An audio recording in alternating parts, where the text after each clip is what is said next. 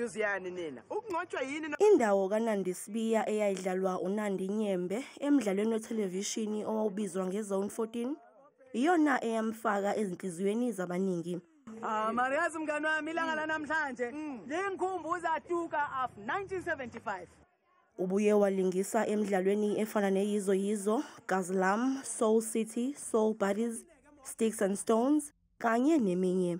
Ubulungisa besisula akulona itikiti lokuxolisa. INewsroom Africa nekwethulela lezi ndaba zethu yaba nethuba lokuxoxisana naye ngoMbasa nokuyilapho adalula khona ukuthi emidlalweni yonke aselingise kuyo umdlalo Isithunzi iwona osenhlizweni yakhe. Isithunzi, that lady ukhule nabafana, ukhule namadoda, exiled. So he dressed up like a man. She actually had ilento ichiskop because that's all she knew. uNyembe ubuye walingisa emidlalweni Isibaya nalapho ayedlala khona indawo kaGogo uMkhithi. Ngo-2024 uphinde wabonakala emidlalweni Icala.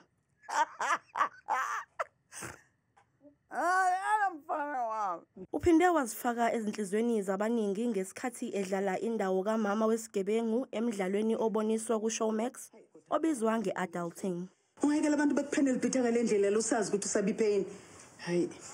Sengiqothile mse. uNyembe ubuye walingisa nasemidlalweni eboniswa kuNetflix nokuyinkundla esezingeni lomhlaba. So ngicela ungenzele yona lento lo. Just in case ukuthi mhlambi. Oh no. You are a hard lady and you're not going to go anywhere.